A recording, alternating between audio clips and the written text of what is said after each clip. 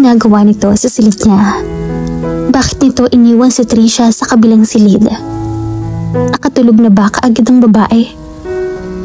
Nahigit niya ang paghinga nang sumampa ito sa kama at nahiga sa tabi niya. Ang sunod nitong ginawa ay niyakap nito ang mga braso sa likuran niya, pagkatapos ay hinalikan nito ang likod ng buhok niya. I miss you. Mahinang bulong ni Froilan sa puno ng tenga niya. Pagkatapos ay hinalikan nito iyon. Hinawakan nito ang buhok na tumabing sa batok niya. Pagkatapos ay kinitalan din iyon ng pinong halik pababa sa balikat niya, habang ang mga kamay nito ay nagsisimulang makialam sa katawan niya. Ha? He missed her? Sinungaling. Hindi ba't kanina lang ay nakita niya itong nakikipaghalikan kay Trisha? Bakit nagsisinungaling ang binata ngayong narito ito sa tabi niya? Iniisip ba nitong patuloy siyang magpapakatanga? Gusto niyang magalit at magprotesta. Gusto niyang idilot ang mga mata upang sitahin at sigawan ng lalaki. Pero hindi niya magawa. Isa pa ay gusto niyang isiping nitong natutulog na siya. Umungol siya kasabay ng pagpitlag niya sa mga haplos nito. But Froilan was persistent as he continued kissing her back. Patunay ang pag-aalab ng katawan niya sa maikling paghagod ng palad nito sa balat niya.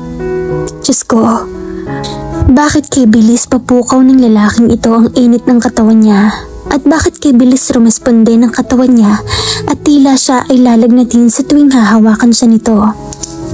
Masyado na ba siyang marupok pagdating sa binata? Ito lang ba talaga ang gusto ni Froilan mula sa kanya? Ang katawan lang talaga niya ang habol nito?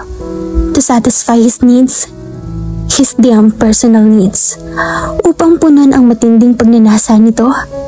And because Trisha fell asleep, he had no choice but to come near her just to have sex with her. Sa pakaisiping narito lamang ito sa silid niya upang angkinin siya, dahil nakatulugan ito ni Trisha, ay nagpaliyab ng puot sa dibdib niya. So that was it. He just wants her body and nothing else. No more, no less. Diyos ko, ginagamit silang pareho ni Froilan sa kama. Ang kaibahan lamang ay mahal nito sa Trisha at siya ay hindi. Nakaramdam sa Reyna ng pandidiri at pagkahabag sa kanyang sarili. Nandidiri siya sa kaalamang nakikipagniig ito sa ibang babae at sa kanya.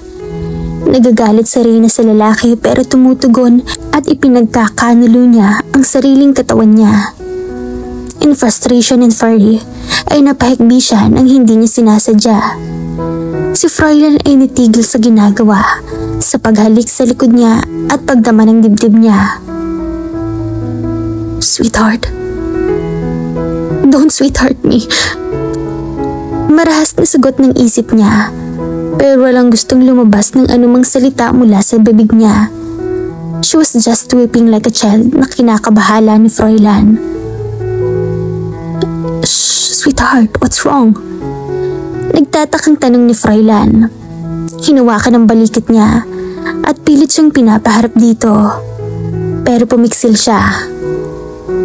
Please, lumabas ka na. Naghihirap ang kalooban at halos mapiyok niya. Oh, sweetheart, we have to talk. Tell me, bakit ka umiiyak?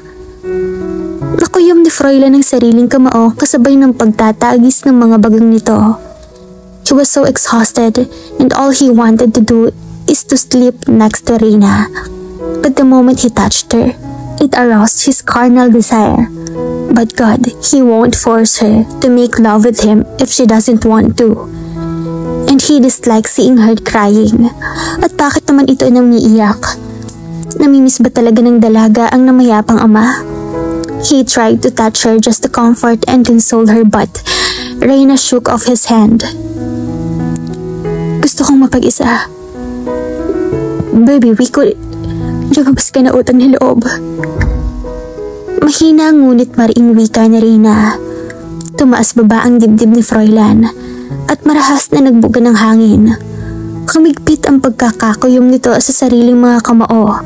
I'll leave for now, sweetheart. But we will talk tomorrow. He clenched his teeth in fury.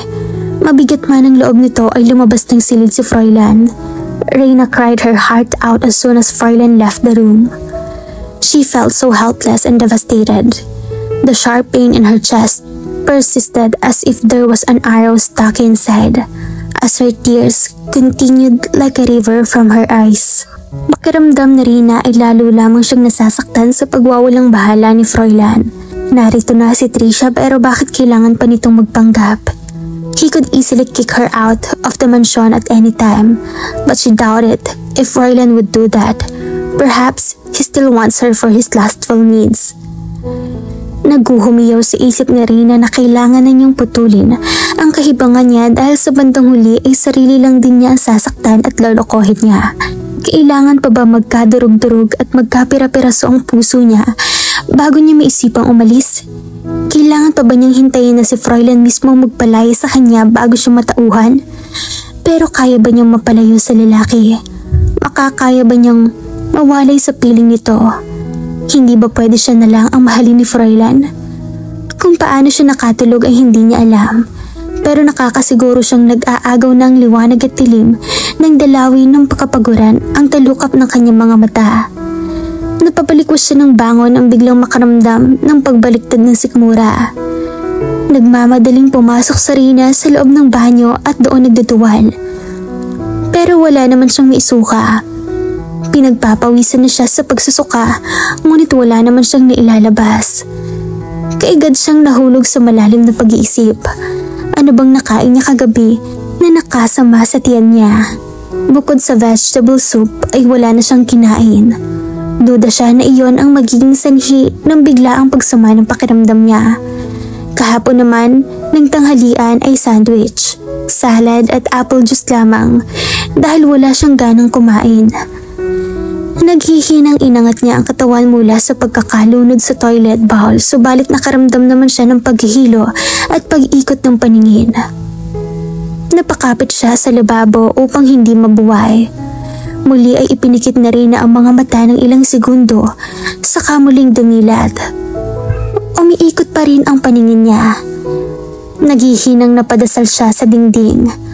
Masama ang pakiramdam niya marahil ay dahil napupuyat siya nitong mga nakalipas na gabi. Napansin din niyang mabilis siyang nakaramdam ng kapaguran nitong nakaraang araw. Baka kulang na ang supply ng pulang selula sa katawan niya kaya nakakaramdam na siya ng pagkahina, pagkahilo at katakatakang pagduduwal. Wala naman siyang dapat isisihin kundi ang sarili niya. Marahil sa kakaisip niya kay Fräulein at kung ano ang damdaming mayroon ito para sa kanya ay napupuyat siya.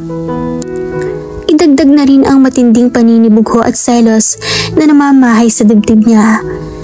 Kaya heto siya ngayon at masama ang pakiramdam. Sa ngayon ay kailangan niya magpahinga. Tatawagan na lamang niya si Fräulein. Maiintindihan naman siguro nito kung hindi siya makakapunta sa asyenda. Isa pa hindi na siya kailangan doon dahil naririto naman ang binata.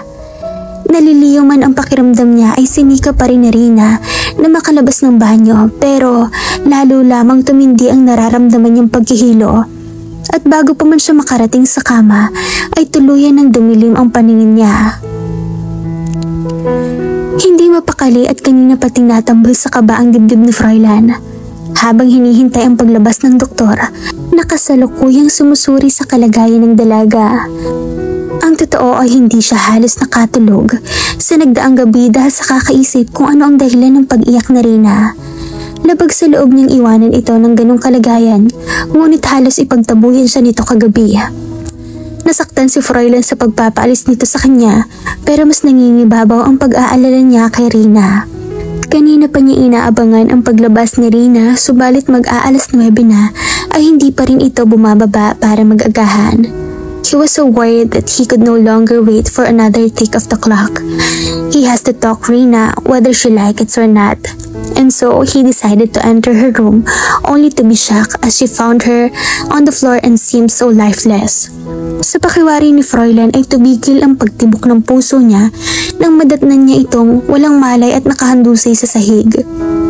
Hindi niya maipaliwanag ang takot na lumukog sa dibdib niya ng mga sandaling iyon, lalong nadagdagan ng pag-aalala at takot sa dibdib niya.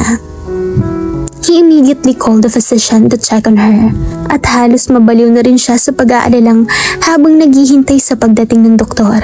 And when the doctor arrived, he doesn't want to leave Reyna alone with him. But Aling Dolores asked him to and let the doctor do his job. Pero mahigit 10 minuto nang nakalipas ay hindi pa rin lumalabas ang doktor. Napahilamo si Froilan ng mukha gamit ang sariling mga palad. Hindi niya mapapatawad ang sarili kung may hindi magandang mangyayari kay Reyna. Hindi na lang niya sana ito iniwan kagabi. At kung sana'y napaaga ang pagpasok niya sa silid nito, ay di sana'y... Oh dear God, hindi niya gustong mag-isip ng hindi maganda. It scared the shit out of him. At ngayon lamang si Froilan natakot ng ganito para sa isang babae. But damn it, Reyna wasn't just another woman. She's precious to him. Kumalma ka lang, iho. Sabi ni Aling Dolores na bagamat kampante ay matiyagang naghihintay sa paglabas ng doktor, ay nakakasiguro siyang nag-aalala rin kagaya niya. Ewan niya ba, pero kahit anong pilit niyang gawing pagpapahinahon ay lalo lamang siyang nababalisa. Gusto na ni Froilan pumasok sa loob ng silid pero nag-aalala siya na baka hindi magawa ng doktor ang trabaho nito kapag naroon siya. Sa pakaisipin pa lamang niyang hindi maganda ang kalusugan ng dalaga ay nadadagdagan ng bigat ng dibdib niya. Marahil ay nagpagod ito ng husto sa pamamahala sa hasyenda habang wala siya't nasa Amerika. And also he left her the other day para mamahala sa pag-harvest ng sugarcane dahil nagkaroon siya ng importanteng pagpupulong sa kumpanya ng dating pagmamay-ari ni Don Ernesto. Napadiing bagang siya kasabay ng pagkuyom niya ng kamao. Kailan pa ho ba masama ang pakiramdam ni Reyna, Nanay Dolores? Wala ho ba siyang nababanggit sa inyo? Tanong ni Froilan sa matandang babae. Sa sobrang pag-aalala at tensyon niya kanina, ay hindi niya iyon napag-ukulan na itanong. Wala naman, iho, pero napapansin kong mabilis siyang mapagod itong mga nakaraang araw. Hindi rin siya nagkakakain at ayaw niya ng amoy ng niluluto ko para sa kanya. Hindi kaya... Pagkuwan ay biglang napatutog ng sariling bibig ang yaya ng dalaga. Natigil sa paroon pa rito si Froilan at tumingin sa matanda. Hindi kaya ano ho, Nanay Dolores? Hintayin na lang natin ang paglabas ng doktor. Seryosong sabi ng Nanay Dolores na tumingin sa gawin ng nakasarang pinto. Pagkalipas ng halos 15 minuto ay bumukas ang pinto at lumabas niya ng doktor. How is she, Doc? Kaagad na salubong na tanong ni Froilan sa doktor na tumingin sa kalagayan ni Reyna pagkalabas nito sa silid ng dalaga. She's fine now. Masyado lamang napagod ang pasyente. Panimula ng doktora. Mahalagang makapagpahinga siya ng maayos at kumain ng masustansya para mabilis manumbalik ang lakas niya. Oh, thank God. Lihim siyang nagpasalamat sa itaas sa kaalamang hindi ganun kalala ang kondisyon ng dalaga. Pakiramdam ni Froilan ay nabunutan siya ng tinik sa dibdib sa tinurang iyon ng doktor. But the guilt stuck inside his chest. Walang dapat nasisihin sa nangyari sa dalaga kung hindi siya. Kung hindi dahil sa kanya at sa trabahong inaatas niya dito, ay hindi mapapagod ang husto sa Reyna. Hindi makakabuti sa kanya ang labis na ma-stress at mapagod ang husdo. Makakasama iyon sa kalusugan niya at sa dinadala niya. If you have any concern, I suggest you to take her to the hospital sa isang OB-GYN para makasiguro. Si Froilan ay hindi kaagad nakapag-react sa tinurang iyon ng doktor. Did he just say, dinadala? Does it mean Reyna is pregnant? And he was 100% sure that she's carrying his child, his first unborn child. Oh dear Lord, magkakababy na sila. And he'll be a father soon, just 9 months from now. He smiled in happiness. Nagningning ang kislap ng mga mata. Sinalyapan si Nanay Dolores na nagpupunas ng mga luha. Are you saying that she's carrying my child? Gusto niya makatiyak. Yes, iho. Maagap na sagot ng doktor. May ngiti sa mga labi nito. Oh God, thanks Ninong. Sa kabiglaan ay napayakap siya sa doktor. Hindi nabawi ang mga ngiti sa mga labi niya sa sobrang saya na nararamdaman. You can call me anytime, Iho. We will still be here till next week. Wika ng doktor. Kasalukuyan kasi itong nagbabakasyon sa San Luis sa pag-aari nitong resort kasama ang mga may bahay nito nang tawagan niya ito. Kaibigan ito ng papa niya at isa sa mga tumayong ninong niya noong ampunin siya ng kinikilala niyang mga magulang. I will, Ninong. And sorry for disturbing you. Alam kong nasa bakasyon kayo pero pinagtatrabaho ko pa kayo. Nahihiyang sabi ni Froilan. Judy calls, Iho. Nakangiting wika ng butihing doktor. Here, you must have to buy this for her. Inabot ng doktor ang maliit na papel sa kanya. Nasa tansya niya ang prescription ng gamot na dapat niyang bilhin. Congratulations, Iho. Dagdag pa nito na tinapik-tapik ang balikat niya. Thanks, Ninong. I have to go, Iho. Ayokong paghintayin ng ninang mo sa rest house mag-isa. Gising na rin ang pasyente at maaari mo nang makausap. Sige po, Ninong, ipapatid ko na po kayo kay Garding. Matutuwa ang ninang mo if you'll come to visit us one of these days, Iho. And take her with you bago kami bumalik ng Manila. Makakaasa po kayo, Ninong. Kung hindi man po ngayon, baka po sa bahay na lang sa Manila. Ngumiti ang doktor bago ito nagpaalam sa kanya. Si Dolores ay nagpahid muna ng luha na sa sulok ng mga mata bago nagpresentang ihatid sa baba ang doktor. Siya naman ay kaagad na pumasok sa silid na Rina upang makita ang dalaga. Nakasandal ito sa headboard ng kama na tila malalim na naman ang iniisip nito. Si Rina ay matamang nakatitig sa papalapit na binata. Tinatambol na magkahalong kaba at takot ang dibdib niya. She's pregnant. She's carrying Froilan's child inside her womb. Gusto niyang magsisigaw sa tuwa sa magandang balitang iyon. But would he be happy as she is right now? Would he accept her child? Natatakot siya sa magiging reaksyon ng binata. She wanted to call the doctor a while ago to ask him a favor not to tell anyone about her pregnancy, but it was too late. Nakalabas na ito ng silid. Hey! May ngiti sa labi ni Froilan na lumapit sa kanya. Lumahad ito sa gilid ng kama pagkatapos na ginagap ang palad niya at bahagyang pinisil. Kamusta pakiramdam mo? Hinagka ni Froilan ang likod ng palad niya saka inangat ang sariling katawan upang hagka naman ang buhok niya. Ang sabi ng doktor, masyado ka raw napagod and I'm blaming myself for that. Forgive me. He was so sorry when he said that at nakikita niya sa kislap ng mga mata nito ang nagpapakatotoo. From now on ay wala ka nang gagawin. Dito ka lang sa kwarto para makapagpahinga at makabawi ka ng lakas.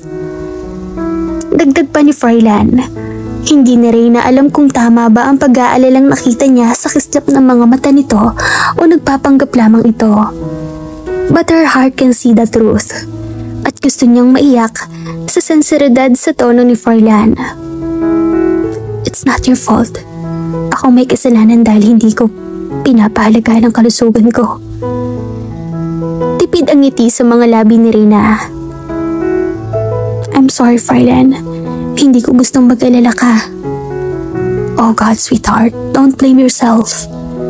Pagkasabi niyon ay mahigpit siya nitong niyakap na tila ayaw na siya nitong pakawalan. You have no idea kung gaano ko natakot na baka napano ka na nang madatnan kitang nakalugmok sa sahig. I was so scared that I lose you and the baby. Humiwalay ito sa pagkakayakap sa kanya saka kinintala ng halik ang buhok niya, pababasan o ilong, pisngi at nagtagal sa mga labi niya. Promise me, sweetheart, hindi ka gagawa ng anumang bagay na makakasama sa'yo at sa anak ko. Sumipa at kirot sa dibdib na Rina sa sinabing iyon ni Froilan. Ang kanina'y kasiyahan sa pag-aakalang nag-aalala ito sa kanya ay biglang naglaho na parang bula. In fact, he was just worried about the child. Ang ipinagbubuntis niya at ang dahilan kung bakit ito natatakot na mawala siya at kung bakit ito nag-aalala sa kanya. Siya man ay maligaya sa kaalamang nagdadalang tao siya. Pero naroroon pa rin ang hindi maiwasang pangamba na baka hindi ito matanggap ni Froilan. Subalit sa nakikita niya ay tila wala namang problema rito na magkakaanak ito sa kanya. Pero magiging bastado ang anak niya. At paano si Trisha?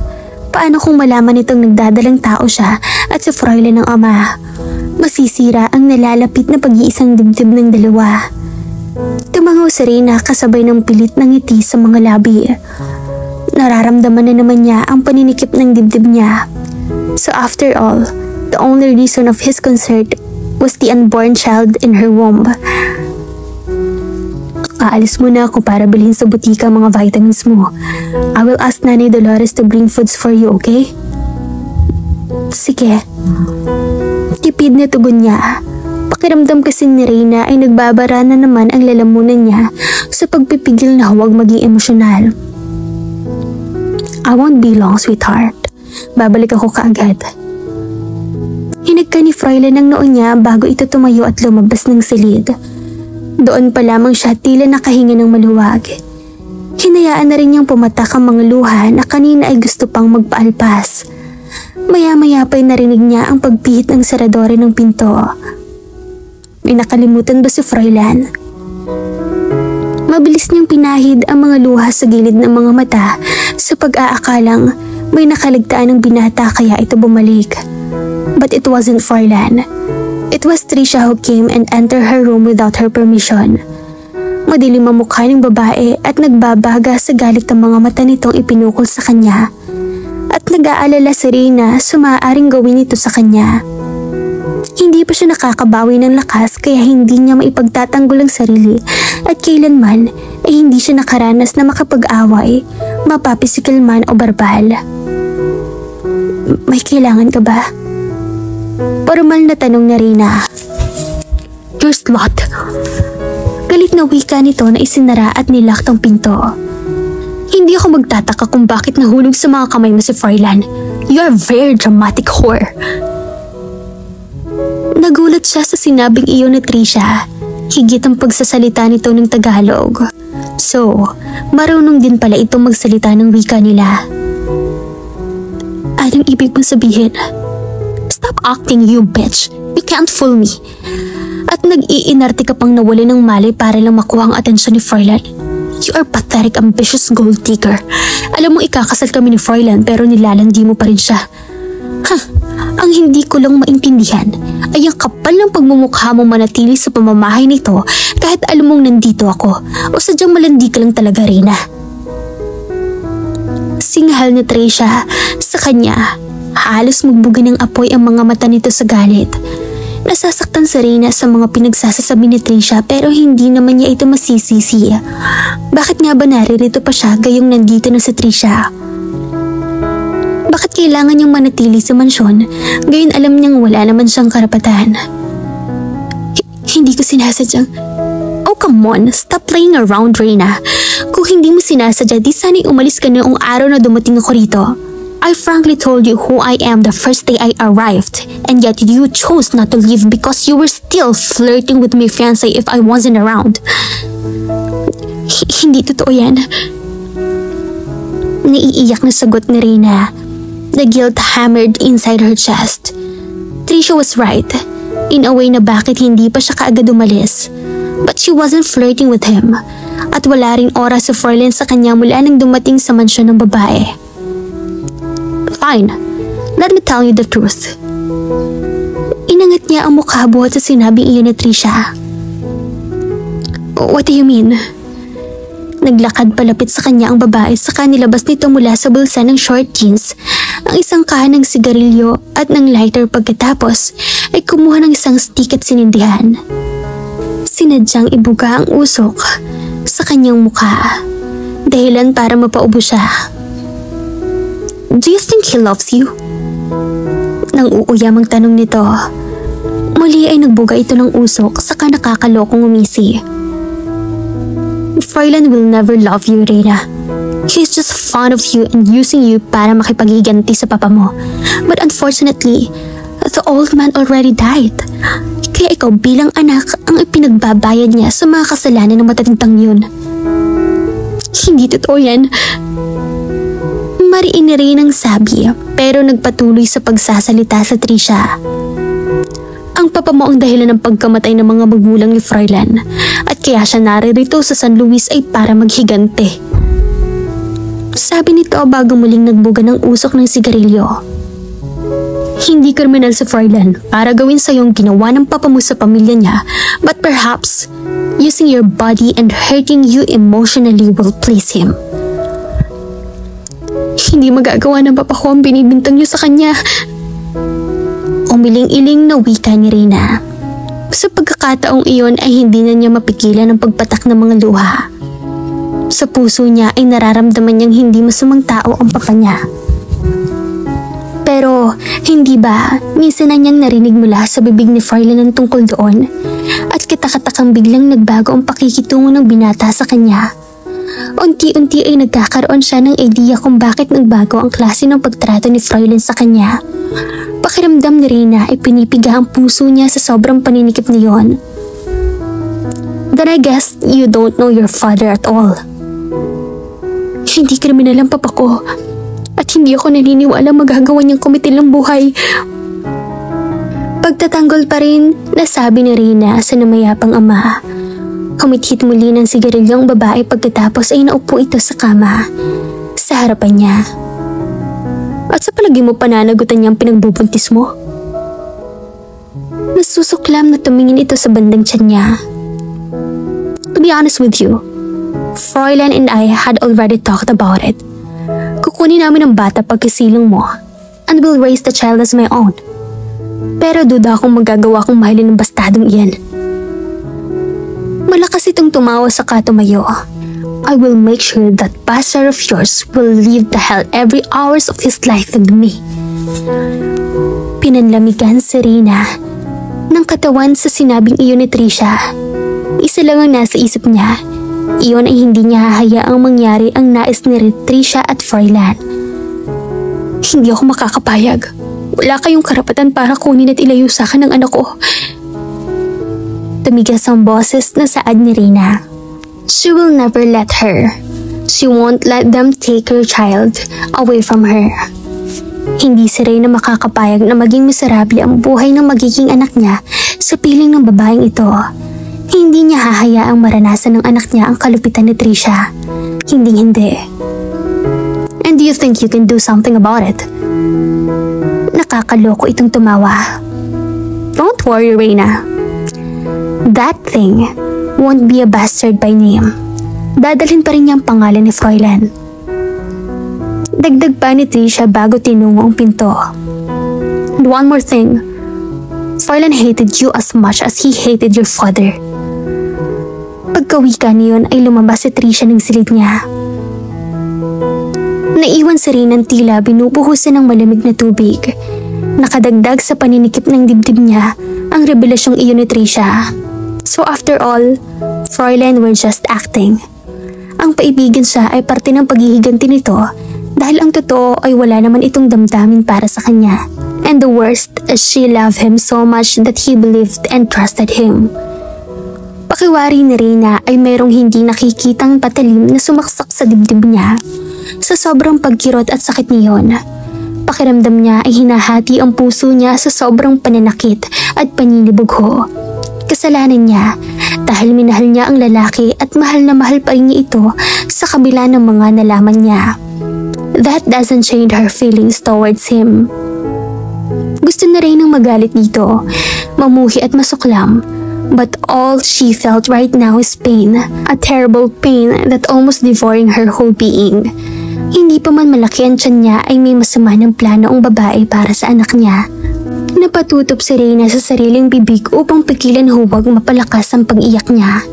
Isa lang ang paraan para hindi magkaroon ng katuparan ang balak ni Trisha sa magiging anak nila ni Froilan. Iyon ay umalis at lumayo. Pinanatag at pinakiramdaman niya ang sarili. Hindi na siya nahihilo, hindi na rin nakakaramdam ng pagduwal. Tumayo siya buhat sa kama at mabilis na tinungo ang wardrobe at kinuha mula roon ang traveling bag saka nagmamadaling nag-impake. Mga kaunting damit na kailangan lamang niya ang nilagay niya sa maleta. Mabilis siyang nagbihis ng damit. Kailangan niyang magmadali bago pa dumating si Froilan. Kinuha niya sa drawer ang susi ng kotse niya at ang address na inabot sa kanya ni Ella noon. You know how much I dislike seeing you crying, Reina. And I don't know what's going on. But I can't do that, Reina. My brother won't like this idea. Pero kung kapatid ko ang dahilan ng mga luhang yan, makakatikim siya sa akin. But as much as I'm concerned, you can't leave this place. Tumaas baba ang dibdib ni Reina sa tinurang iyon ni Nathan. Maging si Ruby ay napasinghap. Halatang hindi rin ito alam ang tungkol doon. Kapatid? Sino ang kapatid na tinutukoy nito? Froilan and I are siblings, Reina. Pagkakladro ni Nathan nang mapansin ang paggalito sa mukha niya. We just found it recently. I guess he didn't tell you yet. Umiling-iling ito. Naalala mo ba nang sinabi ko sa'yong meron ako nakababatang kapatid? Si Froilan yun at natagpuan ko na siya. Well, literally, he found me. He added. Subalit hindi na niya naintindihan ang mga sumunod na sinabi ng kaibigan. Nagsumiksik sa diwa niya ang panloloko ng mga taong nasa paligid niya. At si Nathan, kasabwat din ba ito ni Froilan? Kung magkapatid ang mga ito, ibig sabihin, papa niya ang... Hindi niya itinuloy ang nasa isip niya dahil nakakatiyak siyang hindi iyon magagawa ng namayapa niyang ama. Napaatras siya sa pinto ng kotse. Froilan didn't tell her about his relationship with Nathan at sigurado siyang wala itong balak na sabihin iyon sa kanya.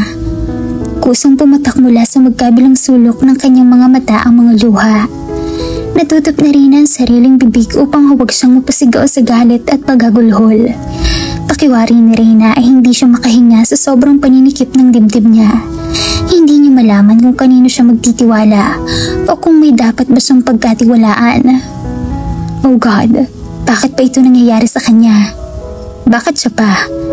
Bakit nagawa siyang saktan ng dalawang lalaking mahalaga sa buhay niya? Bakit nila ito ginagawa sa kanya? Pinagbibintangan din ba ni Nathan ng papa niya na pumatay sa totoong mga magulang ng mga ito? Pero bakit hindi nabanggit sa kanya ni Nathan ang tungkol doon? They were best friend, and yet he didn't tell her anything. Both Froilan and Nathan lied to her. Pinaglalaroan ng mga ito ang damdamin niya. Reina, akmang hahawakan siya nito pero pumiksi siya. Huwag mo akong hahawakan. Reina, I said don't. Nanginginig ang kamay na itinulok niyang binata. Kung hindi mo gustong kamuhian kita, huwag mo akong pipigilan. Mahina ngunit mariing wika na Reina. Sumakay siya ng kotse saka mabilis na pinahururot iyon. Kasabay ng mabilis na pagpapatakbo niya sa kotse ay ang malakas na pagmamalabis ng mga luha sa magkabilang mga mata. It was too painful that she couldn't take it anymore. She yelled and screamed her heart out in so much pain and anger. Malakas rin ang humagulhol sa loob ng sasakyan. Hindi siya makapaniwalang nagawang hindi ipagtapat ni Nathan ang tungkol sa pagiging magkapatid ng mga ito. Pakiwari na Reina ay lalong nagdurugo ang kanyang puso sa magkahalong galit at sama ng loob. Nagalit siya sa sarili niyang damdamin. Nagagalit siya sa maraming dahilan. Masama ang loob niya sa marami ring dahilan. All she wanted to do at the moment is to cry and cry. Maybe that way the pain will vanish at gumaan ang pakiramdam niya. Nalalabo na rin ang paningin niya marahil ay dahil sa walang tigil niyang pag-iiyak. Pero hindi niya gustong tumigil sa pagmamaneho. Gusto niya rin ng makaalis at makalayo na sa lugar na iyon. Doon pa lamang si Froilan tila nagising at nagkaroon ng idea sa nais ipaabot ng matanda. Address ho ba ito? Oo, tumawag kanina ang kapatid mo at ibinigay ang address niyan. Ella, palagay ko'y katulad may suliran ng pag-ibig din ng isang iyon. Umiling-iling na putol ni Nanay Dolores sa sasabihin niya. Nagtatakang napatingin siya sa matanda at sa kapirasong papel na ngayon ay hawak-hawak na niya. Sa Manila? Hindi ba nasa Amerika si Ella? Nagpaiwan siya at kasalukuyang nakatira sa address na yan. Pakiwari ni Froilan ay nabunutang ng malaking tinik ang dibdib niya sa kaalamang iyon. Kung paanong kaagad nalaman ni Nita ng address ng dalaga ay hindi niya alam. Kung sa bagay, magkaiba ang dalawa. Marahil si Reyna mismo ang nagbigay ng address nito sa kapatid niya. Nakaramdam si Froilan ng selos dahil doon, pero kaagad din niyang inalis ang damdaming iyon. Hindi niya gustong isipin na gawang ipagbigay alam na Reyna ang address nito sa iba at sa kanya ay hindi. The pain in his chest struck him 3 times. Mas matindi, mas malakas at mas masakit. Ayaw ba siyang makita ni Reyna? Galit ba ito sa kanya? Hindi na ba siya nito mahal? Oh yes, he knew that Reyna loves him. Narinig niya iyon mismo sa bibig ng dalaga the night after they made love bago siya lumipad papuntang Amerika for fucking business reason. Siguro iniisip nitong tulog na siya. But he wasn't sleeping yet that moment. He could still remember how Reyna expressed her love to him. Malinaw na malinaw pa rin iyon sa kanya. But Reyna was wrong. Siya ang nangangarap noon pa man na mahalin siya ni Reyna at hanggang ngayon ay dinadalangin pa rin ni Froilan na mamahalin pa rin siya nito pagkatapos ng kalupitan at pagkakamaling nagawa niya dahil sa mga maling akusa niya noon. Ano ba tinutunganga mo, bata ka riyan? Masyado ka na bang lasing para magmaneho palawas ng Manila? Ngumiti siya sa matanda sa kanya kapito. I can still manage, Nanay Dolores. Mabuti naman kung ganon, wala ka nang inatupag kundi alak mula nang umalis sa Reyna. Huwag mo rin kaligtaang maligo bago ka magtungo roon, mukha kang ewan at amoy alak pa. You can't blame me, do you? Huwag mo akong Inglesin, kanina ka pa. Reklamo ni Nanay Dolores bagamat naiintindihan din naman ito ang binata. He chuckled that echoed around the 4 corners of the minibar. Tatawagan ko ang doktor at sisiguraduhin kong pupunta siya rito para matingnan ng kabayo. Wika ni Froilan. Hala, sige, umalis ka na. Pagtataboy ng matanda na bumubulong-bulong habang palabas ng minibar. Hindi ko kayo maintindihan. Mahal niyo naman ang isa't isa pero pinapahirapan niyo ang mga sarili niyo. Si Froilan ay napangiting tiningnan muli ang hawak-hawak na kapirasong papel. He will make sure to take her back home. Kung kinakailangan buhatin niya ito pabalik ng San Luis ay gagawin niya. Huwag lamang itong mawalang muli sa piling niya. Napapawi ang lumbay at pangungulili ni Reyna sa pamamagitan ni Diego. She loved talking, playing and reading stories for him every time she got the chance to be with him. Napakabait at napakalambing nitong bata. Bagamat 4 na taon pa lamang ito ay mataas na kung magsalita lalo na niyang kinaaaliwan. Matalino rin itong bata. Bukod sa nakakapagsulat ni ito ng mga maikling pangungusap, ay nakakapagbasa na din ito ng libro ng mag-isa. Wala sa loob na napangiti si Reyna habang pinagmamasdan ang paglalaro ni Diego. Excited na rin nga itong makapunta ng San Luis. Gusto raw nitong makasakay ng kabayo pero hindi niya maipapangako rito na madadala niya ito sa asyenda. Dahil maging siya man ay wala nang karapatang tumuntong sa lugar na iyon. Nahulog na naman si Reyna sa matinding kalungkutan at pagnanais na makabalik sa mansyon nang maalala ang lugar kung saan siya lumaki at nag-iisip. Pero patid niyang hindi na siya pwedeng bumalik doon alang-alang sa magiging anak niya. Ilang araw na rin buhat ng lisanin niyang San Luis at hanggang ngayon ay hindi pa rin siya tumatawag sa Yaya Dolores niya upang ipaalam dito ang kinaroroonan niya. She wasn't ready yet, as she doesn't know what to say. Nagpapasalamat si Reyna sapagkat pinatuloy siya ng pinsan at wala rin balak si Ella na pabalikin siya pagkatapos niyang ipagtapat dito ang mga natuklasan niya. At hindi lang niya mabigyan ng tamang kasagutan ay ang puot na rumihistro sa kislap ng mga mata ni Ella nang mabanggit niya ang pangalan ni Nathan at ang pagkakakilanlan nito. Pero kaagad din niya yun itinaboy sa kamalayan. Marahil ay nagagalit lamang si Ella dahil sa ginawa sa kanya ng magkapatid. Subalit kahit anong pilit na rin ang gawin ay hindi nawawala sa diwa niya ang binata. Nangungulila siya kay Froilan. Hinahanap-hanap niya ang mainit nitong mga yakap at ang masarap nitong mga halik sa mga labi niya. Ngunit kailangan na niyang kitilin ang anumang damdaming meron siya para rito upang sa gayon ay hindi siya gaanong masaktan ng husto. Subalit kahit yata anong pilit niyang gawing pagtataboy sa lalaki sa puso't diwa niya, ay tila itong hangin na kailangan niya upang mabuhay. Hindi ito mawala-wala sa isipan niya kahit anong pilit niyang gawin. Marahil ay masaya na ito sa piling ni Trisha dahil hindi na nito kailangan magpanggap pa. The pain struck inside her left chest once again as she recalled the memories of the father of her child. Napahawak siya sa hindi lumalaking tiyan. Nag-init muli ang magkabilang sulok ng mga mata niya. Hinayaang pumatak ang luha sa pisngi. Kasabi niya ng paghimas-himas niya sa sariling tiyan. Ipinangako niya sa magiging anak niya na palalakihin niya itong mabuti, marangal at may takot sa Diyos. Maghahanap siya ng trabaho sa lalong madaling panahon upang makapag-ipon ng pangtustos niya sa kanyang panganganak.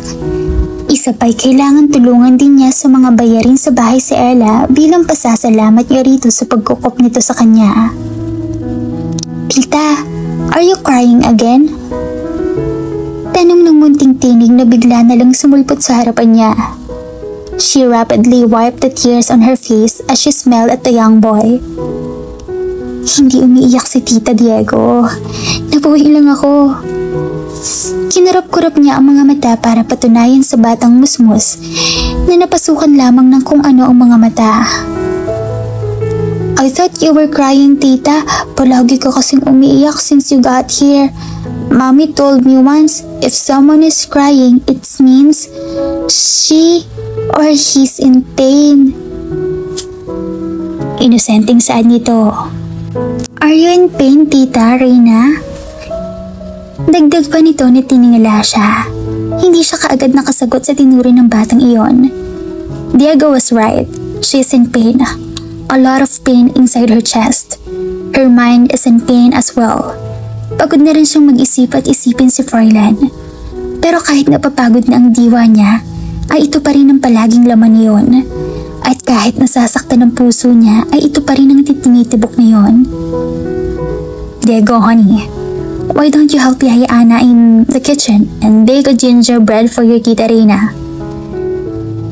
Si Ella na lumapit sa bata. Yumako ito't hinawakan ng magkabilang kamay ni Diego sa kanginitian ng anak. "Tita, I will help Yaya Ana at to bake some gingerbread for you para mapawi ng nararamdaman mong sakit, okay?" Tiningala siya nitong muli. She smiled at the young boy. "Oh, that's nice of you. Thank you, sweetie." Malapad na ngumiti ang batang lalaki, patakbong tinungo ang komedor upang tulungan ng yaya nito. "You're so lucky to have him in your life, Cos." "Indeed I am."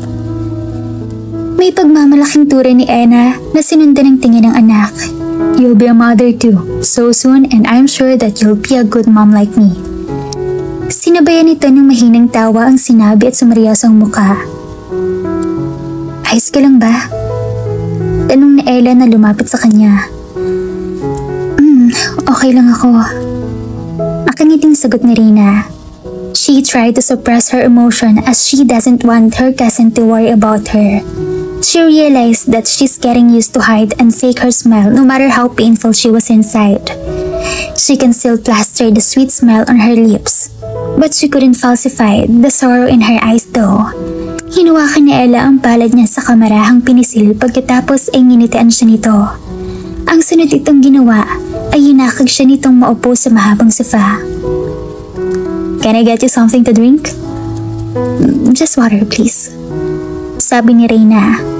She really needed water as she felt that her throat suddenly dried sa pagpipigil niyang huwag muling naiyak. "Give me a sec." Wika ni Ella bago nawala sa harapan niya. Marahas si Reynang napabuntong hininga.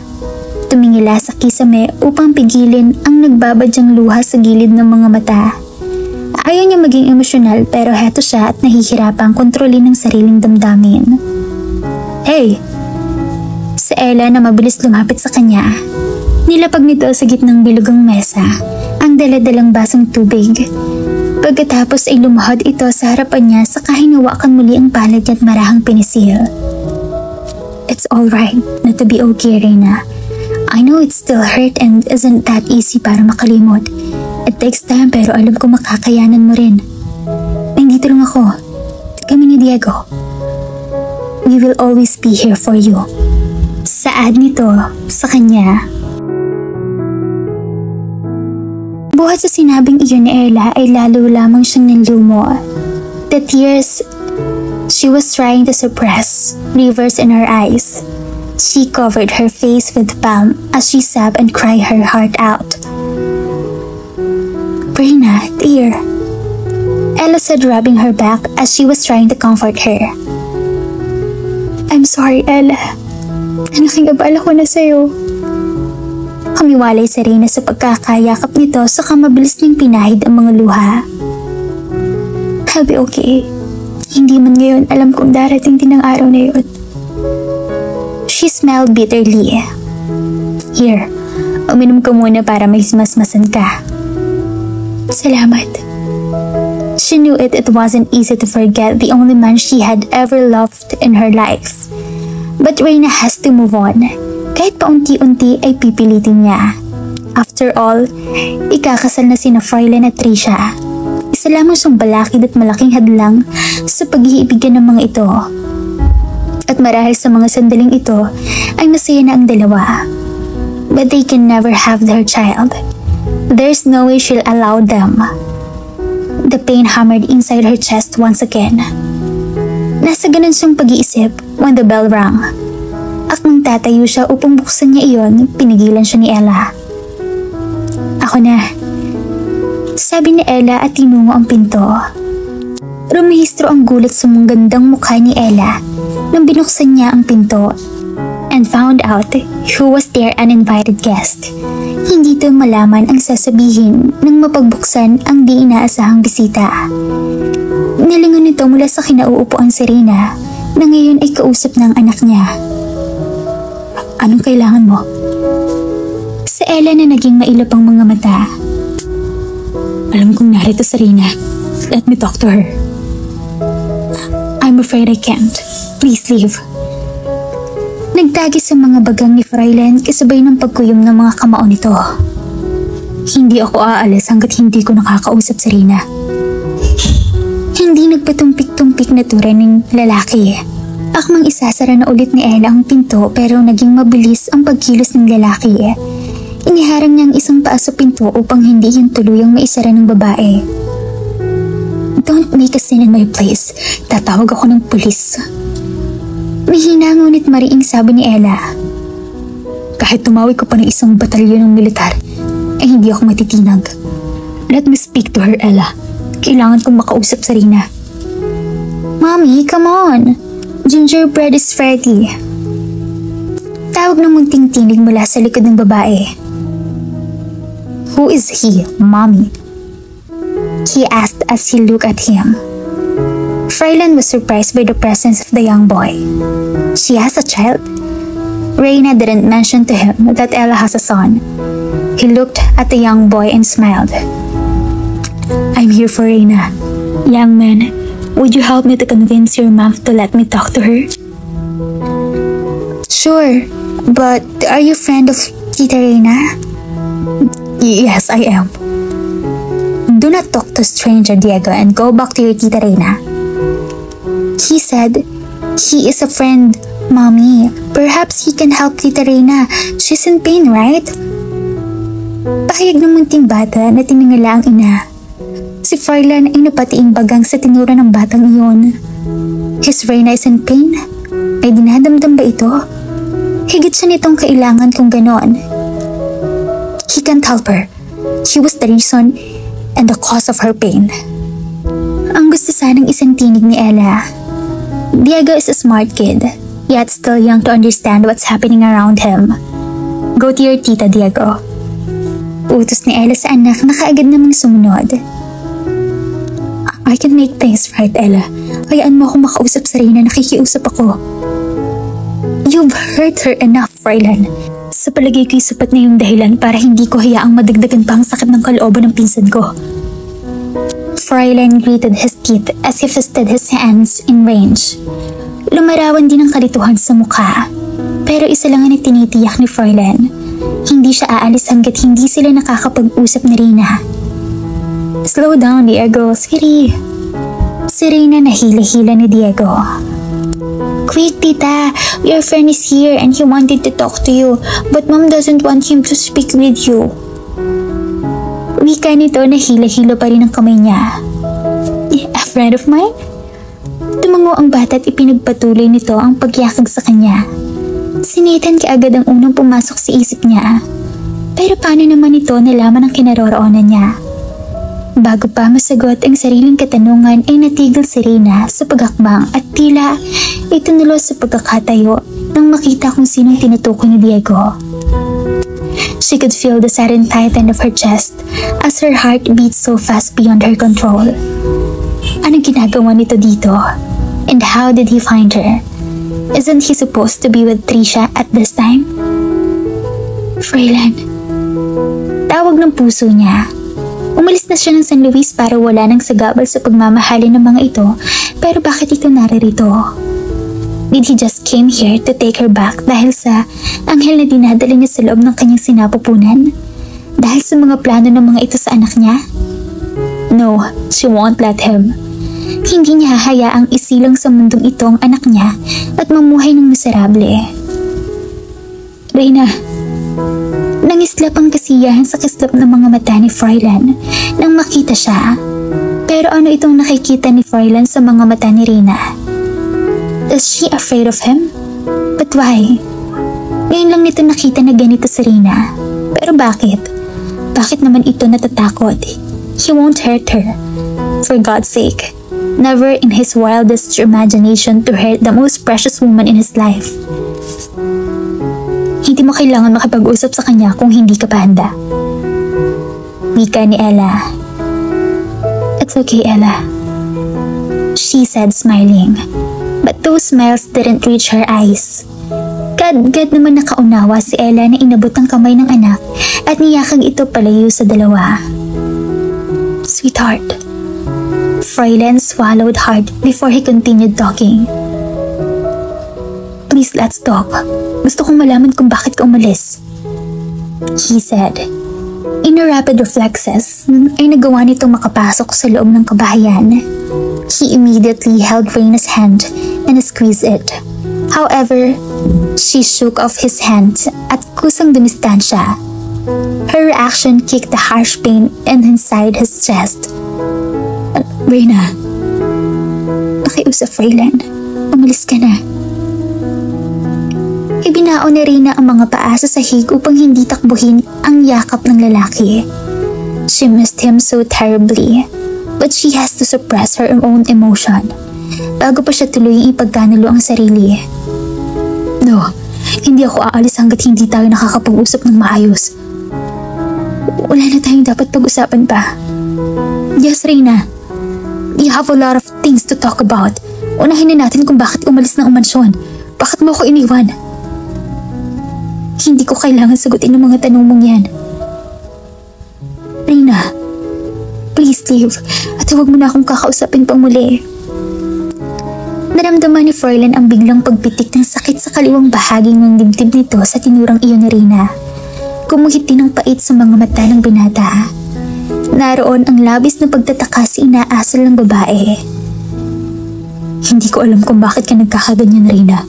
Pero hindi ako makakapayag na ganito lamang matatapos ang anumang mayroon sa ating dalawa.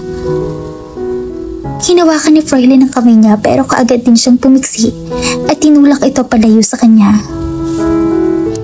Huwag mo akong hawakan. Mahina ngunit sapat na iyon upang hindi mapanatag si Freylan. He could see the raging anger in her eyes. From frightened to tremendous furious. Why is she acting like this? They were both fine before she left him. Why is she doing this all of a sudden? Reyna, hindi ko alam kung bakit ka nagkakaganyan pero pakiusap, don't do this. We can settle this out together. Goodbye, Freylan. She made to turn her back on him, but Freylan grabbed her hand, and with his rapid reflexes ay namalayan na lamang niya na nasa likod na niya ito at nakayakap sa kanya. Reyna, I beg of you, don't do this. He croaked. Humigpit ang pagkakayakap nito sa kanya. Let go of me. She bit her lower lip to subdue the tears that wanted to escape from the corner of her eyes. Kung ano man ang dahilan mo, please tell me. Huwag mo itong gawin. Huwag mo lang akong ipagtulakan palayo sa'yo dahil hindi ko magagawa yun. Hindi ko kayang malayo sa'yo, Reyna. Nahihirapan ang kalooban ni Froilan. She wanted to turn around and hug him as tight as she could, to kiss him so deeply and tell him that she loved him so much that she want nothing to this world but only Froilan. Gusto na rin na bumigay, pero hindi niya yun pwedeng gawin. Paano kung pinaglalaroan lamang siya ni Froilan? Paano kung pinaglalaroan nito ang damdamin niya katulad ng mga sinabi sa kanya ni Trisha, na bahagi lamang siya ng paghihiganti nito, that she was nothing to him. Hindi siya makakapayag na mangyari iyon pati sa magiging anak niya. Ngunit bakit pakiwari ni Reyna ay tumatago sa dibdib niya ang mga salitang binibitawan nito? Bakit gustong maniwala ng puso niya na hindi nito kayang mawala siya? Iniling niya ang kanyang ulo to rid of those thoughts.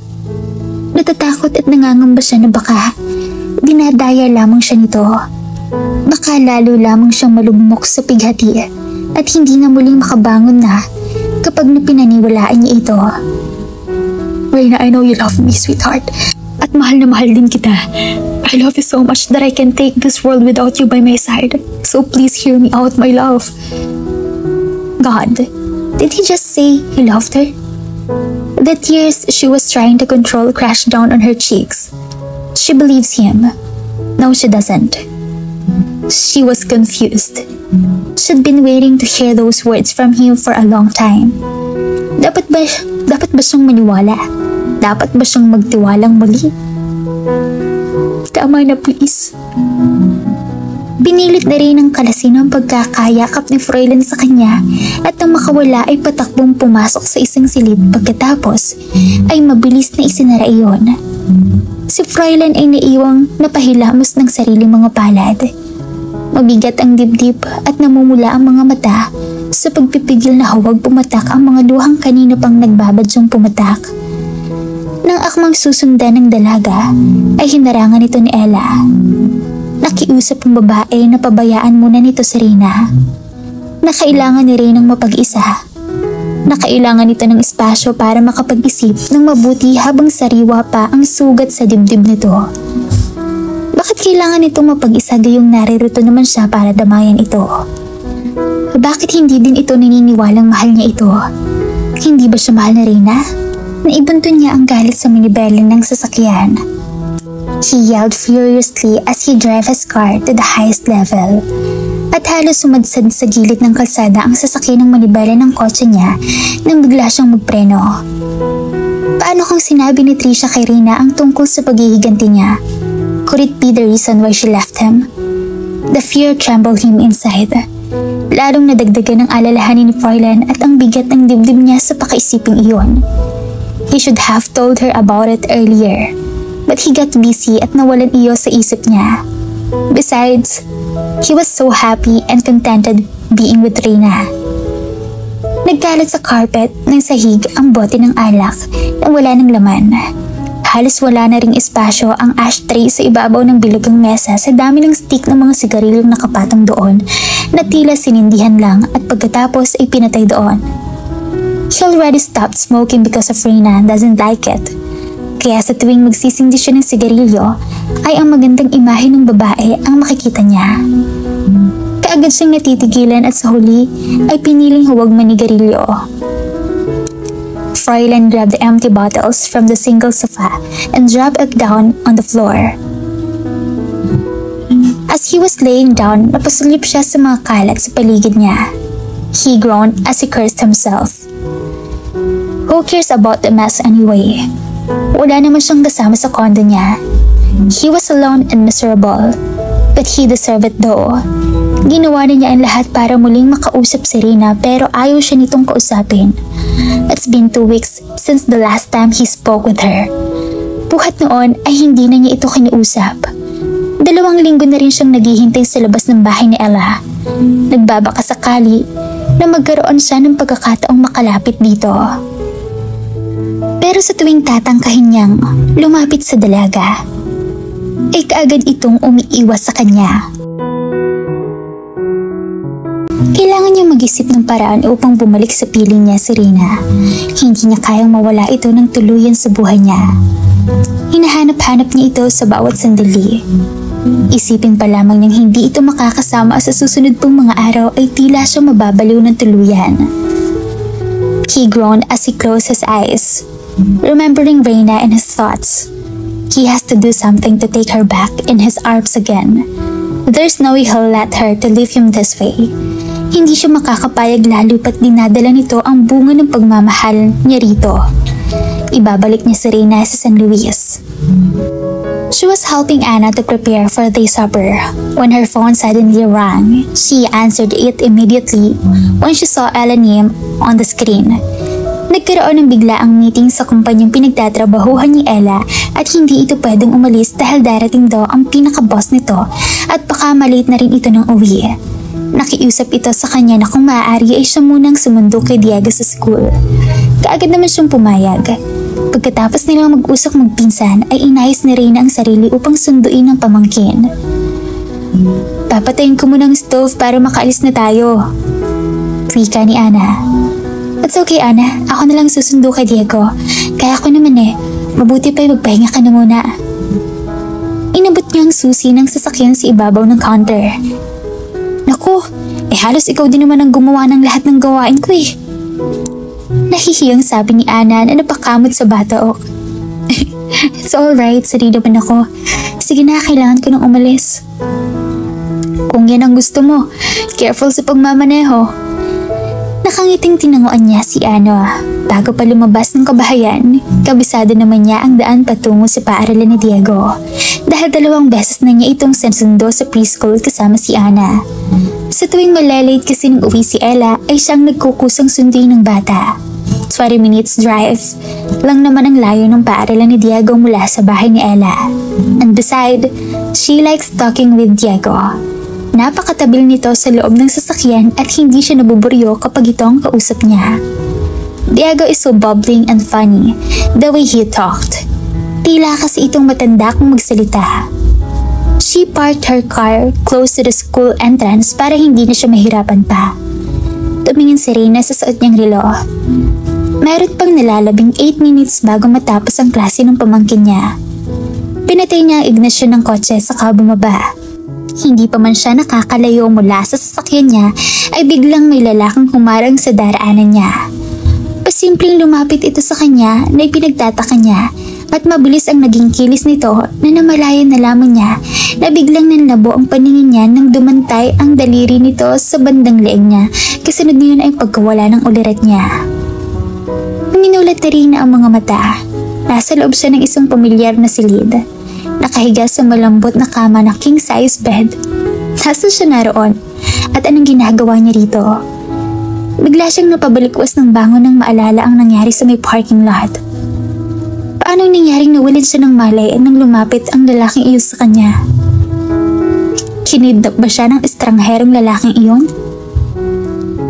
Sumipa ang takot sa dibdib niya kasunod ng matinding pag-aalala. Hindi para sa sarili kundi para kay Diego. Sinulya pa niya ang orasan sa relo. Gayon na lamang ang panlulumo niya nang mapagtanto kung anong oras na. Bumangon siya ng tuluyan buhat sa kama at kaagad na hinawi ang kortina. Natutok niya ang sariling bibig. Bumalat na ang kadiliman sa labas at sa nakita niya ay nasa mataas ang lugar. Dahil mula sa kinatatayuan niya ay nakikita niya ang maraming ilaw at iba't ibang mga sasakyan mula sa ibaba. Mabilis na yung tinungo ang pinto. Kailangan niya makalabas at makabalik sa paaralan ni Diego. Pinagala na rin ang paningin at hinanap ng mga mata ang bag at nang makita iyon ay kaagad na binuksan iyon upang kunin ang telepono. Subalit wala roon ang cellphone niya. Kinuha ba ng lalaking iyon ang cellular phone niya? Napahila mo siya gamit sa sariling mga palad. Si Diego ang tanging laman ng isip niya. Ella entrusted her son to her.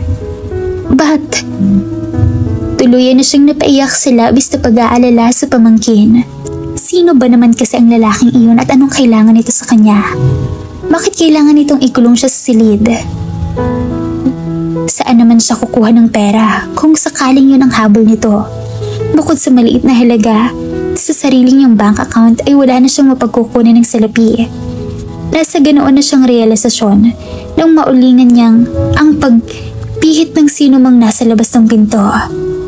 Napaatras siya kasabay ng pagkamangha nang pumasok buhat sa labas ng pinto ang lalaking araw-araw, oras-oras na pinananabikan ng puso niya. Nagdala ako ng hapunan. Wika ni Froilan na tuluyang pumasok sa loob ng silid. Froilan, have a seat habang mainit. Anong ginagawa ko rito? Bakit ako naririto? Sino ang lalaking yun? Anong ginawa niya sa akin? Maagap na putol na Reyna sa sasabihin nito. Naglakad ito at ipinatong ang daladalang pagkain. Pagkatapos ay maras na bumuntong hininga. It was Ken, kaibigan ni Kuya Nathan. I asked him a favor to do what he did to you. He is an expert in martial arts, and what he did to you is part of his just chi technique. But he makes sure that he will just put you to sleep for an hour. Sabi nito habang papalapit sa kanya. Diyan ka lang, huwag ka nalapit. Sweetheart, bakit mo ginawa yun? I have to. This is the only way para magkausap tayo. Kailangan ko bumalik sa school. Kailangan balikan ko si Diego. Baka na paano yung bata. Nangilid muli ang luha sa sulok ng mga mata. Sarado ng school. And it's already past 7 in the evening. Paano si Diego? Marahas na napabuntong hininga si Froilan. Hindi hinihiwalay ang pagkakatitig sa kanya. Kuya, fetch him from school bago ko pa man dumating. Ano? Napamaang siya. At saan naman dadalhin ni Nathan si Diego? I have no idea. But you won't harm the child. You know him very well, more than I do. Diba? Nakaramdam siya ng relief sa kaalamang iyon. Of course, Nathan can do nothing to harm Diego. And as far as she remembered, Nathan likes children a lot, and she trusted him. Pinano mo ba ang lahat ng to?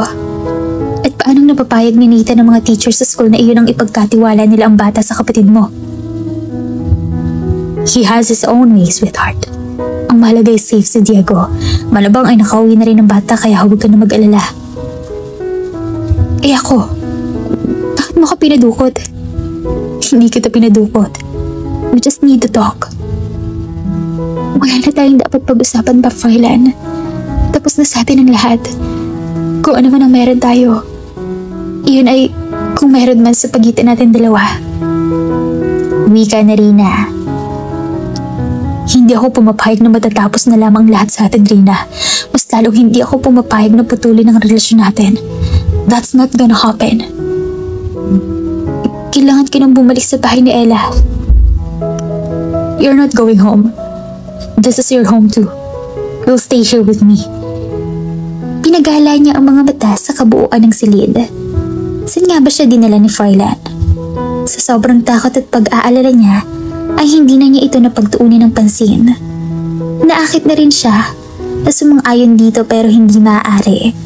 Ayaw niyang may kahati sa pagmamahal nito. Higit sa lahat ay ayaw niyang saktan ng damdamin ni Trisha sa kabila ng mga balak nito sa magiging anak nila. Kinagat niya rin ang ibabang labi upang pigilan na huwag pumatak ang mga luha. Nakuha mo na ang gusto mo, hindi ba? Nasaktan mo na ako. Ano pa bang gusto mo? I don't mean to hurt your feelings. Nasasaktan din ako sa nangyayari sa ating dalawa. Sabi ni Froilan. Pinagmasdan ni Reyna ang binata. Malayong-malayong itsura nito noong huling nakita niya ito. Magulo ang humabang buhok nito.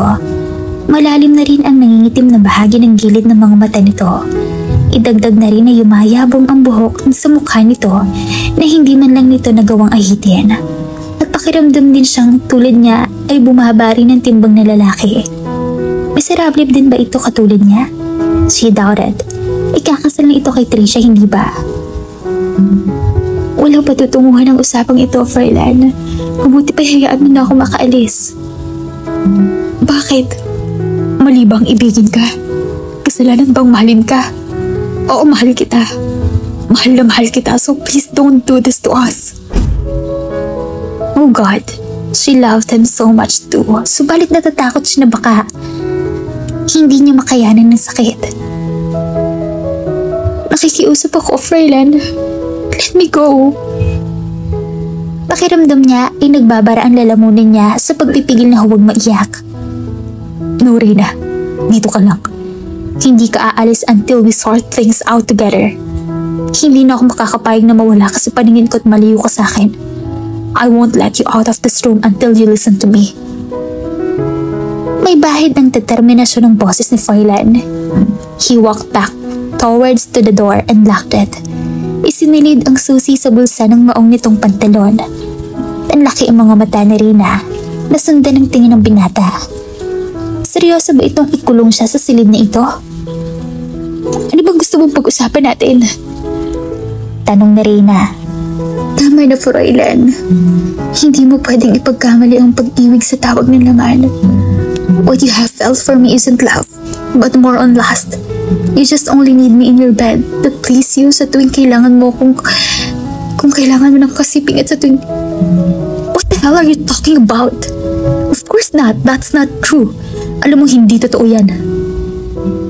Putol nito sa mga sasabihin niya. Stop it, Froilan. Please. Stop making me feel stupid all this time. Ang sakit-sakit na eh. Sobrang sakit na. Gumaralgal ang tinig na Reyna. Sunod-sunod na rin ang pagpatak ng mga luha sa mga mata niya. Akmang lalapitan siya ni Froilan. Please don't. Mahal kita. Ikaw lamang ang importanteng babae sa buhay ko. At hindi ako magsasawang sambitin ng katagang iyon dahil iyon ang totoo. Totoo? Alin ang totoo, Froilan? Hindi pa ba sapat sa'yo ang sakta ng damdamin ko? Pinahid ni Reyna ang mga luha sa pisngi saka nagpatuloy. Gusto mong maghiganti sa mga kasalanan ng papasayot sa pamilya mo, hindi ba? Nung una nagtataka ako kung bakit kayo na lamang ang galit mo sa akin nung unang dating mo sa mansyon. Wala na akong ginamang tawa para sa'yo. Of course, dahil nakaratay pa nun sa ospital si Papa. Kaya saka mo ibinanto lang galit mo sa kanya, diba? Then all of a sudden, ay nagbagong pagtarata mo sa akin. You made me feel that I'm important to you. That you learned to love me sa kabila ng galit mo sa Papa. Suminghot si Reyna. Ang buong akala ko ay mahal mo talaga ako. But I was wrong. Parte pa rin pala ng paghihiganti mong pag-ibigin ako. And you did. Nagtagumpay ka nga't minahal kita ng higit yata sa buhay ko. Pinigil ni Reyna ang sarili na huwag mapagulhol. Kailangan na niyang ilabas ang kinikimkim na sama ng loob. Sinabi ba sa'yo ni Trisha tungkol dyan? Umiling siya.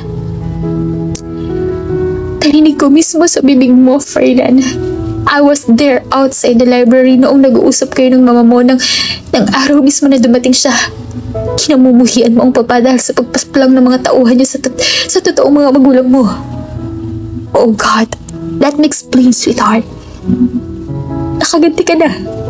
Wasak na ako. Wala na rin ang papa. Kulang pa ba yun? Kulang pa ba akong kabayaran para mapatawad mong papa sa mga kasalanan niya sa'yo at sa pamilya mo?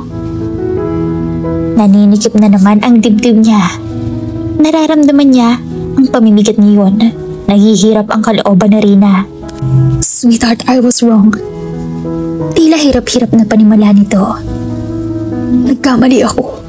Nilamon ng galit ang dibdib ko sa kagustuhan ko makapagiganti sa taong nagpapaslak sa mga magulang ko. Namin ni Kuya Nathan. Tumingin ito sa kisame, marahil ay upang pigilan ang pagpatak ng mga luha mula sa gilid ng mga mata nito. Buong buhay ko itinanim ko sa puso't isipan ko na ang papa mo ang nag-utos sa sapilitang papayaging ibenta ng mga magulang ko ang di kalakihang lupa na pagmamay-ari nila. But my biological parent refused to sell the land. Nanlaban ang itay nang makitang sinaktan ng mga hayop na iyon ng inay. Nagigting ang mga bagang ni Froilan nang maalala ang masaklap na pangyayari na iyon sa buhay nito.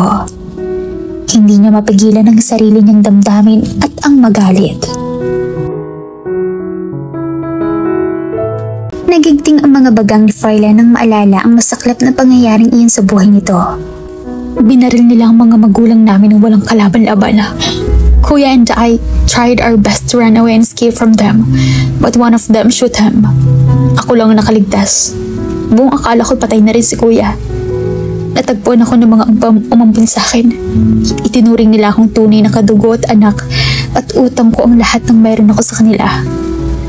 But there are always part of me believes that Kuya is still alive. Kaya pinahanap ko siya sa inuupahan kong detective. Gladly, we found each other again. Nahihirapan ang kalooban sa pag-amin ni Froilan. Sa maniwala ka sa hindi, I have these feelings for you for the first time I've seen you. Noong gabing dinalaw ko ang papa mo sa ospital at nakasalubong kita. But you didn't notice me. At nung unang dating ko sa mansyon, I saw you again. My heart filled with strange feelings nang makita kitang mali. But I deliberately subdue what I felt for you dahil anak ka ng taong inakala ko nagpapaslang sa mga magulang ko. Pero sa kabila ng pagpipigil ko sa sarili kong emosyon, ay lalong pagkahulong ng loob ko sa'yo. I have loved you since then, sweetheart. Pilit ko lang pinagkakaila sa sarili ko ang bagay na yun because I can't just love the daughter of the man I hated the most. But I did. Minahal pa rin kita. Sukdo lang, hindi ko na alam kung ano ang tama at mali. Nangingilid ang mga luha ni Froilan. Ikisabay ng pagkikita namin muli ni Kuya Francis ay ang pagtuklas ko ng katotohanan that your father has nothing to do with the death of my parents and those bastards were not working with him. I was so devastated. Happy at the same time na inosente ang papa mo na walang dahilan para hindi kita mahalin. But the guilt inside me always haunting me. Hindi ko mapapatawad ng sarili ko sa mga kasalanang nagawa ko sa'yo. At ngayon, nadagdagan na naman. He blinked and looked up at the ceiling just to conceal the tears in the corner of his eyes. Froilan. Tawag ng puso ni Reyna sa pangalan nito. Nararamdaman niya ang sakit at bigat na dinadala sa dibdib nito. And she felt so sorry for him. She wanted to run towards him and comfort the man she loved the most. Natutuwa rin si Reyna sa kaalamang walang kasalanan ang papa niya sa pagkamatay ng mga magulang ng lalaking mahal na mahal niya. Gustong-gusto niyang lumapit dito at yakapin ng mahigpit si Froilan at ipadama rito na mahal din niya ito. Pero sinadya ni Reynang ibaon ang mga paa sa sahig upang hindi niya iyon magawa. Hindi pa sila tapos mag-usap at kapag ginawa niya ang nasa isip niya, baka tuluyan siyang bumigay. Isa pa hindi niya gugustuhin maging karida. I'm sorry. Pinagsisisihan ko ang araw at sandaling pinahirapan kita pero hindi ako nagsisisi at magsisisi na ikaw ang babaeng minahal ko. Sa nahihirapang tinig na itinapat ni Froilan. Wala nang saysayang pagmamahal na sinasabi mo, Froilan. Ikakasal ka na. Kayo ni Trisha. At hindi ko pinangarap na maging kirida o kabit mo. What? Confused registered in his face sa tinuran niya. I'm not marrying her. Why would I do that? Nalilito at nagtatakang dagdag ni Froilan. Itigil na natin ang pag-uusap na to. Sapat na sa akin ang kaalamang inosente ang papas sa mga maling paratang mo. Sinikap na rin ng maging formal ang boses sa kabila ng mabilis na pintig ng puso niya. No, we're not done talking. At hindi ako aalis sa silid nito. Hindi ako makakapayag. Masigit akong hindi makakapayag sa mga plano mo at ni Trisha. Hindi ko ibibigay sa inyong dalawa ang magiging anak ko. Tumigas ang boses ni Reyna nang maalala ang babae at ang sinabi nito sa kanya bago lisanin ng mansyon. What? What plan? Stop denying it. Ang fiancé mo mismo ang nagsabing kukunin mo ang anak ko at kayong dalawang mag-aalaga at magpapalaki. Ayokong pagmalupitan ng babaeng yun ang magiging anak ko. Napahawak siya sa hindi kalakihang tiyan. Hindi ko ibibigay ang magiging baby ko sa'yo. Sweetheart, what? Of course, hindi rin ako makakapayag na malayo sa yung magiging anak natin. And I won't let Trisha take away our child. Anak natin? Ulit ng isip niya. Did he just say anak nila? May pakiramdam si Reyna na tila hinaplas ang puso niya sa sinabing iyon ni Froilan. Sumili ang mga ngiti sa sulok ng mga labi ni Froilan. Umakpang ito palapit sa kanya. Huwag kang lalapit sa akin, Froilan. Nagmaiwang ito at matamang tinitigan ng dalaga. Trisha isn't my fiancé, okay? And to give you the benefits of doubts, she's already gone. Bumalik na siya ng US. Stop lying. I'm not lying to you, sweetheart. I swear to God. Kung ganun, anong ginagawa niya sa silid mo? Huwag mong itatanggi yan dahil alam ko natutulog kayo sa isang silid. Napatunayan ko yan dahil nakita mismo ng mga mata ko na pareho kayong lumabas ng silid mo. Oh, Dad. Ngumiti ng nakakaloko si Froilan.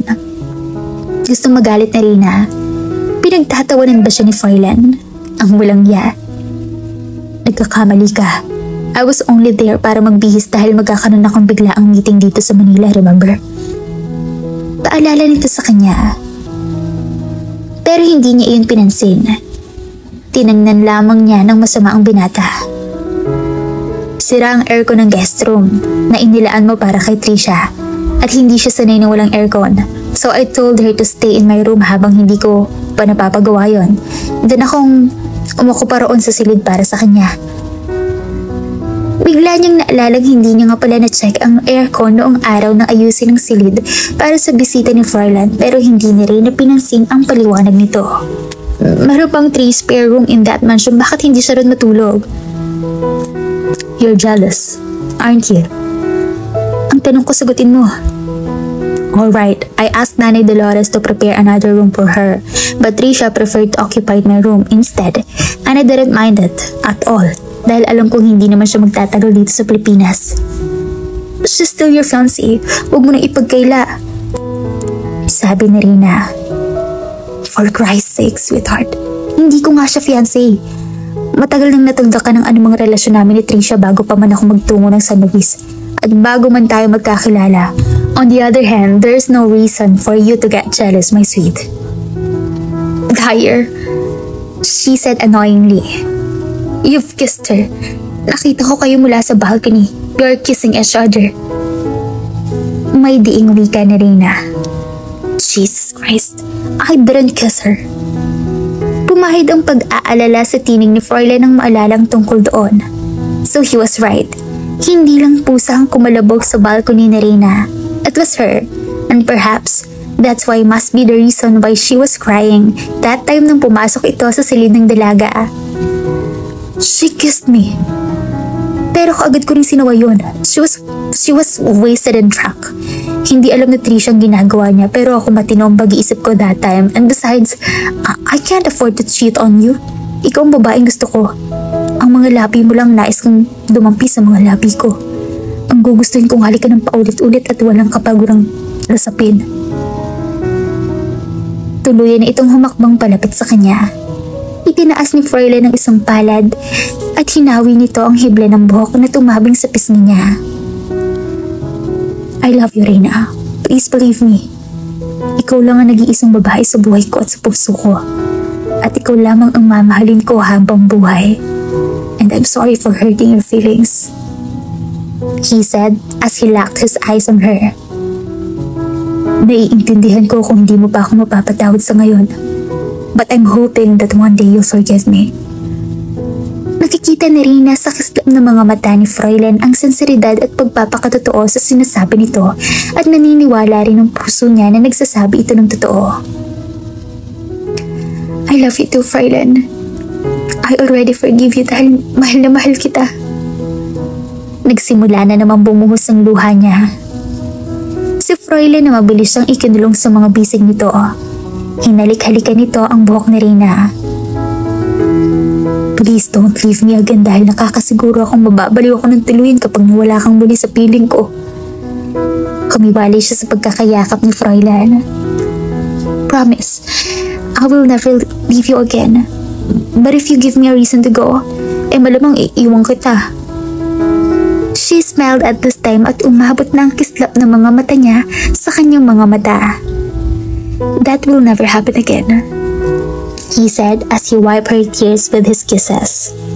Fräulein pulled her waist closer to his as he covered her lips with his. He kissed her with full of longing, as if he yearned to kiss her for so long, as if he was craving to meet hers. As for Reina, she deliberately raised her hands and placed them around his nape and kissed him back and the same ferocity. Katulad ni Fräulein ay pinananabikan din niya ang muling magtagpo ang mga labi nilang dalawa at muling mahalikan ng isa't isa. They were both panting and catching for air to breathe nang putulin ni Fräulein ang pag-iinit ng kanilang mga labi. Pagkatapos ay kinulong nito sa mga palad ang magandang mukha ng dalaga. I miss you so much, sweetheart. He kissed her forehead, nose, cheeks at nagtagal muli sa mga labi nito sa mga labi niya na tila ayaw na siya nitong pakawalan. I miss you too, Fräulein. Sobra-sobra pa nga eh. Pag-aamin ni Reina sa pamamagitan ng paghikbi. Then let me kiss you again and again, sweetheart. Let me love you. Hayaan mo akong punan ng labis na pananabik ko sa'yo. Fräulein grabbed her waist once more and pulled her brother against him. Kaagad na naramdaman ni Reina ang matigas na parting iyon ng katawan ni Fräulein. Mabilis niyang natukoy ang nais nitong iparating.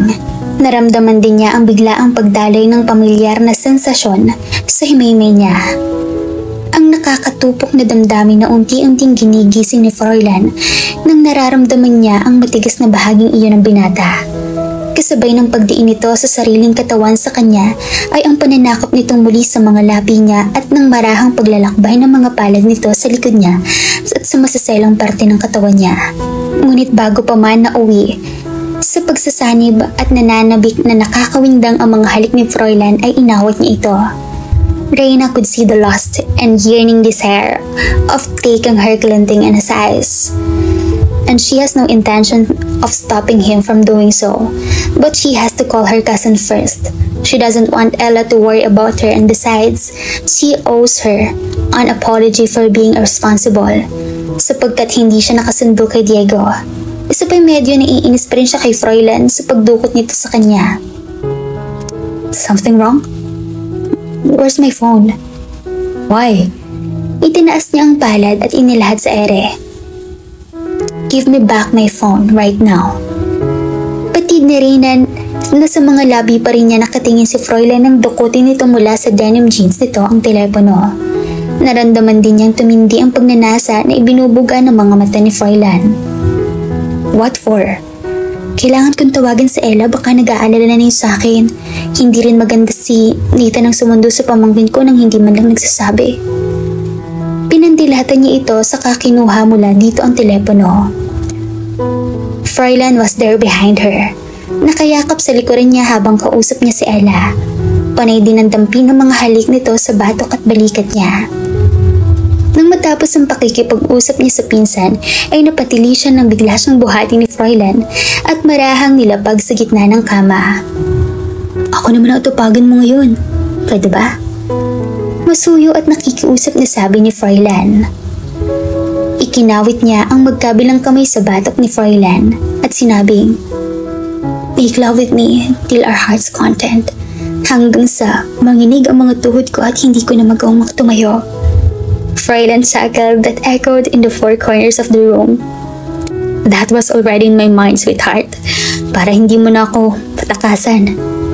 Tinupok siya nito na naglalagablab na damdamin kasabay niyon ang paglunod ni Fräulein sa kanya sa umaapaw nitong pagmamahal at sa nakakaliyong sensasyong bumalot sa makambundo niyang pangangailangan. Kinabukasan bumalik na sila ng San Luis upang doon manirahan. Masayang umuwi sa mansyon si Reina. Tuwang-tuwa naman ang mga kasambahay nila sa pagbabalik nila. Makalipas ang ilang buwan, nanganak na si Reina. Isang malusog at gwapong bata na sobrang saya ni Fräulein dahil mas hawig niya ito. Sweetheart, will you marry me? Tanong ni Fräulein. Ayaw ko nang mawala ka sa akin. Mahal na mahal kita at kayo ng anak natin. Sabi ni Fräulein. Yes, Fräulein. Mahal na mahal din kita. Pakakasal ako sa'yo. Sagot naman ni Reina. Masaya ang dalawa at hinalikan ni Fräulein sa labi si Reina.